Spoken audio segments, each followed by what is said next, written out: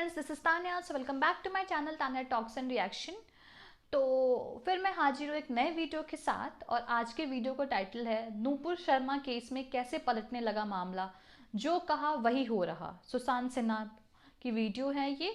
बहुत अच्छी वीडियोस, बहुत इन्फॉर्मेटिव वीडियोस और फैक्ट बेस्ड वीडियोस बनाते हैं। तो इनकी वीडियो का जो डिस्क्रिप्शन लिंक है मैं डिस्क्रिप्शन बॉक्स में डाल दूंगी, आप वहाँ जाके इनके चैनल को भी सपोर्ट करिए। और हाँ, अगर आपको मेरा रिएक्शन अच्छा लगता है, मेरी वीडियोस अच्छी लगती है, तो do like my video, subscribe my channel and share with your friends and family. तो चलिए फ्रेंड्स, इस पूरे कंप्लीट वीडियो को देखेंगे कैसे केस पलट रहा है, क्या क्या हुआ, क्योंकि इस पर तो बहुत कॉन्ट्रोवर्सीज हो चुकी हैं। तो अब क्या नए चेंजेस आए हैं, let's watch the video. Video देखने के बाद इस बारे में बातें करेंगे। So now friends, let's start watching the video. अगर आप सत्य सुनने की हिम्मत नहीं रखते तो ये वीडियो आपके लिए नहीं है।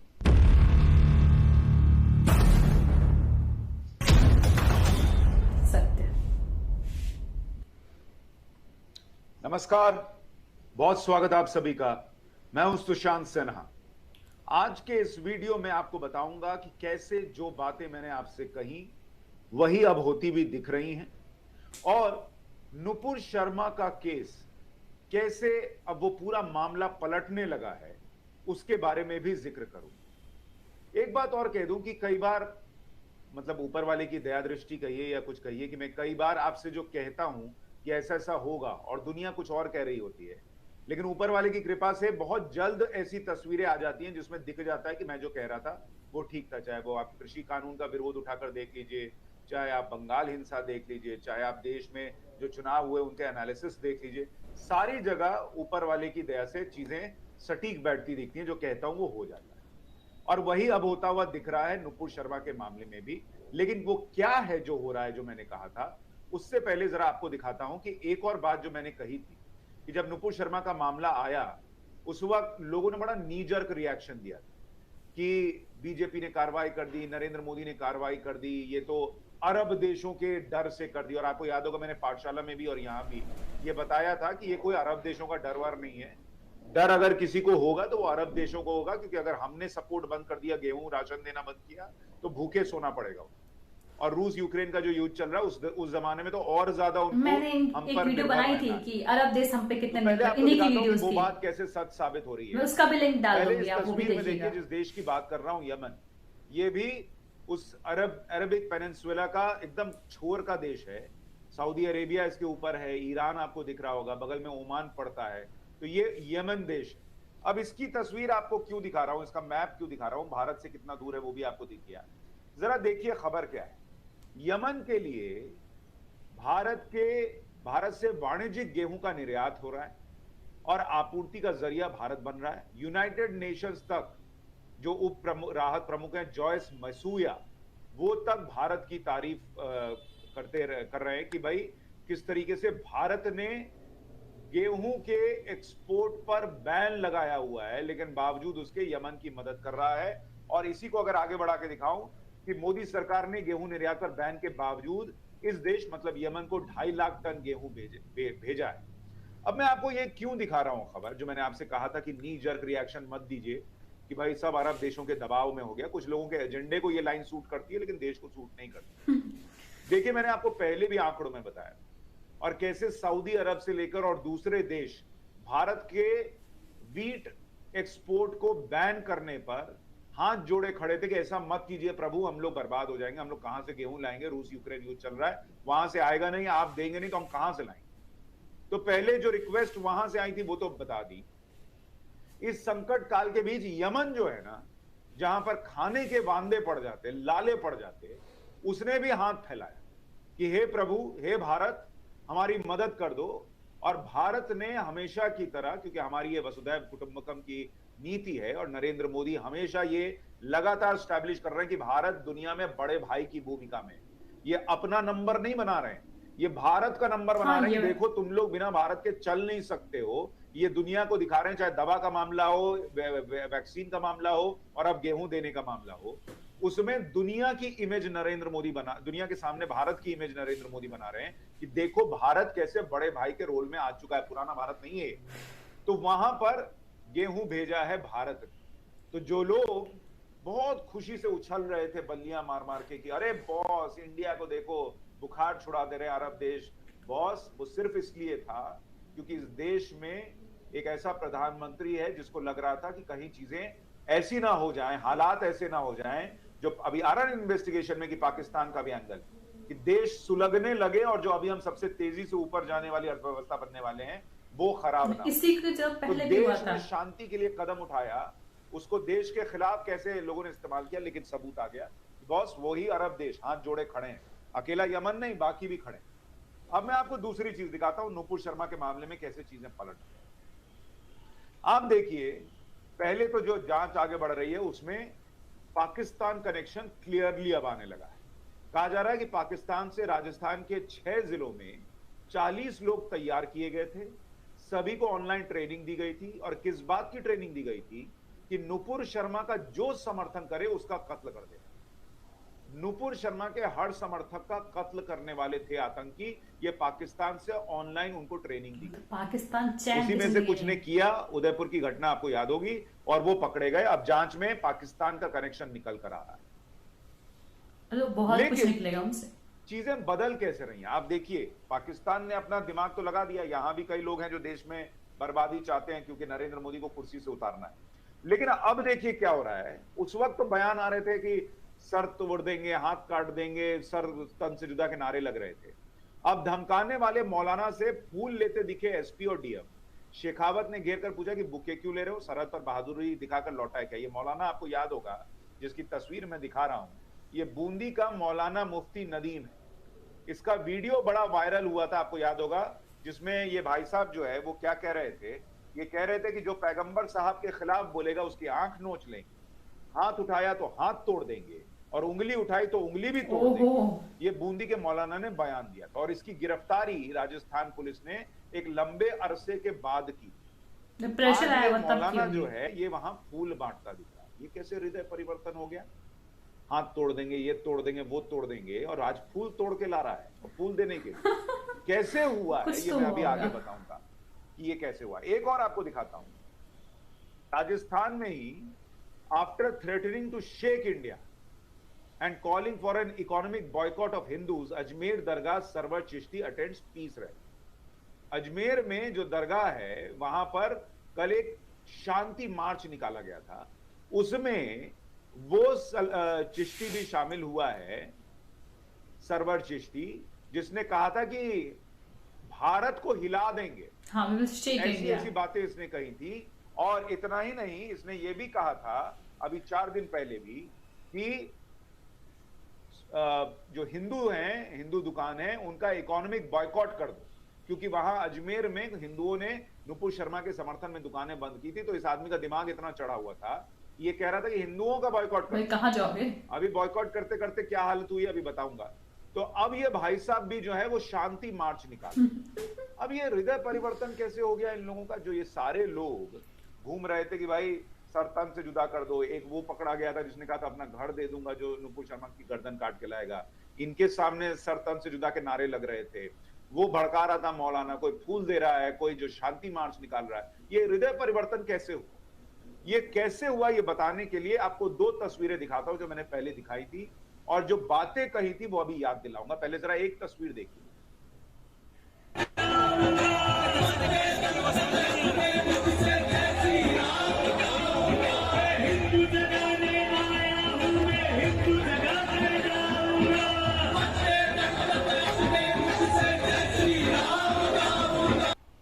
ये दिल्ली में संकल्प मार्च हुआ, ये 2 दिन पहले हुआ था, जिसमें जबरदस्त संख्या में हिंदू बाहर आए और उन्होंने कोई पत्थर नहीं चलाए, कोई सर तन से जुदा के नारे नहीं लगाए, शांति से बस खड़े होकर एकजुटता दिखाई। एक और तस्वीर आपको दिखाता हूं, ये तो राजस्थान से आई थी, जरा इसको भी देखिए।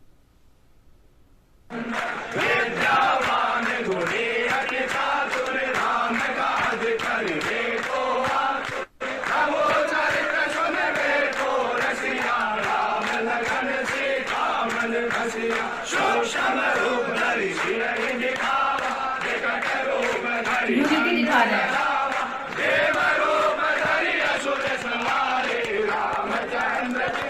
यूनिटी दिखा रहे हैं सारे, बहुत अच्छी बात है।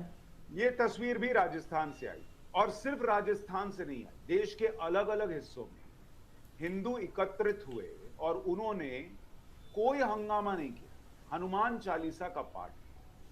और तीसरी खबर मैंने आपको बताई थी कि कैसे अजमेर शरीफ में 50 करोड़ से ज्यादा का बिजनेस का लॉस अभी हो चुका है, बसेस खाली आ रही हैं, कोई आ नहीं रहा, होटल खाली है, दुकानें बंद पड़ रही हैं, हिंदू जो वहां चादर चढ़ाने जाते थे वो पहुंच ही नहीं।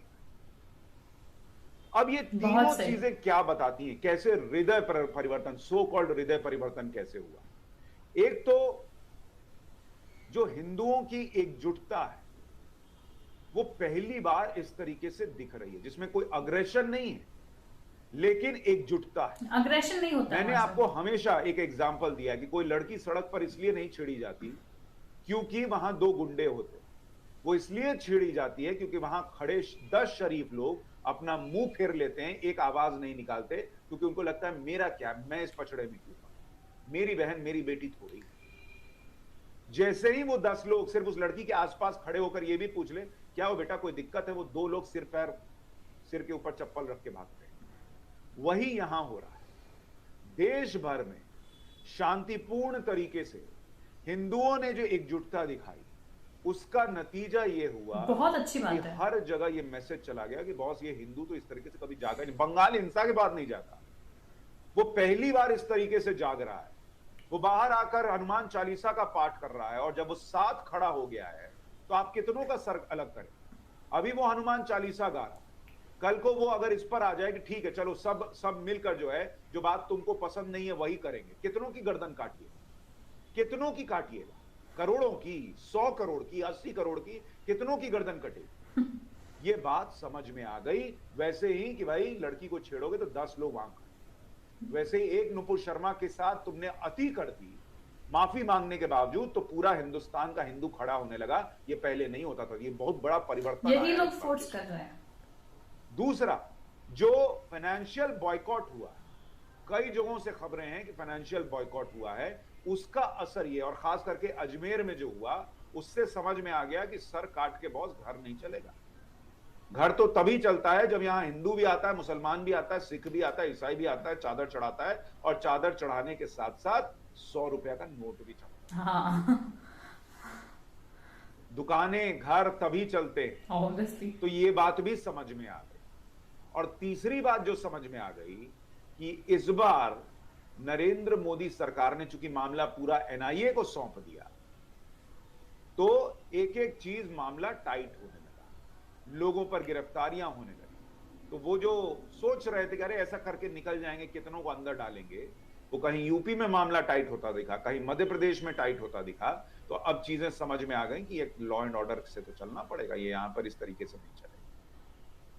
लेकिन सबसे बड़ा काम जो मुझे लगता है, जो मैंने कहा था कि नुपुर, आप पुराना वीडियो उठाकर देख लीजिएगा, मैंने कहा था कि नुपुर शर्मा केस इस देश में कुछ बहुत बड़ा बदलाव ला रहा है, और वो बदलाव है हिंदुओं की एकजुटता का। मैं हमेशा कहता हूं हिंदू स्वभाव से शांत है, उसको शांत ही रहना है, आपको हिंसा नहीं करनी है, लेकिन आप एक साथ खड़े हो गए ना, तो आप यही परिवर्तन ला सकते हैं जो आज ला रहे हैं। सर तन से जुदा के नारे लगाने वाले शांति मार्च निकाल रहे हैं और फूल बांट रहे हैं। और आप ये पॉलिटिक्स में भी ला सकते हैं। मुसलमानों के वोट की कीमत सबको है, लेकिन मुसलमान की कीमत क्यों नहीं है? आपको पता है मुसलमान आज इस हालत में क्यों है? क्योंकि मुसलमान ने अपने वोट को फ्री में बांट दिया कि जो बीजेपी का विरोध करेगा हम उसको दे देंगे। तो इसलिए उसकी वोट की कीमत है, लेकिन मुसलमान की कीमत नहीं है। लोगों को लगता है ये तो दे ही देगा, बस हमको एंटी बीजेपी दिखना है, उसके बाद ये भर भर के बल्क में देंगे। भले मोदी घर देते रह जाएं, अकाउंट में पैसा डालते रह जाएं, कुछ करते रह जाएं, ये तो हमको ही देगा, हमको बस डराना है कि मोदी आके। तो उन्होंने अपनी कीमत खुद गिरा दी। वैसे हिंदुओं ने अपनी कीमत खुद गिराई, इतनी बड़ी संख्या में होने के बावजूद, जब ये दिखाया कि हम कभी एकजुट ही नहीं हो सकते। आज वो एकजुटता दिखी तो देखिए देश में कितना बड़ा परिवर्तन आ गया, सुखद और अच्छा परिवर्तन आ गया कि लोग सरतन से जुदा के नारे छोड़ रहे। वैसे ही अगर आप ये भी दिखा दें कि जो पार्टी हिंदुओं को ऐसे इग्नोर करेगी हम उसका साथ नहीं देंगे, तो सोचिए पॉलिटिक्स में कितना बड़ा परिवर्तन। ऑब्वियसली बहुत अच्छी बात है, सोचिएगा। नमस्कार। तो फ्रेंड्स वीडियो हुई ख़त्म। हमने वीडियो में देखा कि मतलब कैसे सिचुएशन पलट रही, पलटने इन द सेंस कि क्या था कि पहले यूनिटी नहीं थी, अब एक स्ट्रॉन्ग यूनिटी है और वो यूनिटी को डिमॉन्स्ट्रेट भी किया जा रहा है। ये चीज़ है, यूज यूनिटी को बनी है, उसको डिमॉन्स्ट्रेट किया गया और वो भी पीसफुल वे में दिखाया कि भाई हम भी यूनिटी कर सकते हैं, हम भी यूनाइट हो सकते हैं, हम भी रैलियाँ निकाल सकते हैं, but that too in a peaceful manner. We are not like you, so that every time whenever we take any rally or whenever we do any march, we just switch to violence. This is not Hindus are the peaceful community and we are always united. So this is a very good thing, this is a very good result. So we must praise this. सब कुछ अच्छा होता है जब हम condemn करते हैं चीज़ों को, जो गलत होता है उसकी आलोचना करते हैं, तो जब कुछ अच्छा होता है तो we should praise that thing, और हमें और ऐसी और विश करना चाहिए कि ये चीज़ें कंटिन्यू, मतलब यूनिटी बनाई। तो मैंने पहले भी कहा था यूनिटी बना के रखना है, ओपिनियंस मैच करने हैं आपके, और ओपिनियन कब मैच होंगे, जब आप अवेयर होंगे चीज़ों के बारे में। तो भाई ये कंट्रोवर्सी मतलब इतनी बढ़ गई थी नूपुर शर्मा वाली कंट्रोवर्सी कि लोगों को मतलब लोग सोचने लगे, इतने दिन ड्रैग हो गए कि इसका ध्यान नहीं भी जानता उसका भी ध्यान है, भाई क्या है ये इतने दिन से चल रहा है। फिर 2 महीना पहले सुना था नूपुर शर्मा की बात क्या है, तो उसका भी इंसान का इंटरेस्ट आ जाएगा देखने में कि क्या है, क्यों हो रहा है इतना। भाई ये लोग तो अलग, we will shake India, we will do this, और पता नहीं इसमें से ही कोई था वहाँ का, आई डोंट नो, कोई था ऐसा ही जो अजमेर दरगाह का, जो कह रहा था कि मुझे मजबूर, हमें दोबारा से मजबूर ना करो, वो क्या कहते हैं, रूल करने पर, शासन करने पर। भाई उनको कौन मजबूर कर रहा है, भाई तुम्हारा शासन चाहिए भी नहीं, और इनके सारे ये सब कुछ की ये सारे मोर्चे चला रहे हैं कि 2047 में इंडिया को एक इस्लामिस्ट कंट्री बनाएंगे। ये जो PFI वाला मिशन है कि जैसे 1947 में इंडिया आज़ाद हुआ था, तो पूरी 100 साल बाद इंडिया को इस्लामिस्ट नेशन में कन्वर्ट करने का पूरा प्लान चल रहा है, पाकिस्तान से ट्रेनिंग्स मिल रही हैं।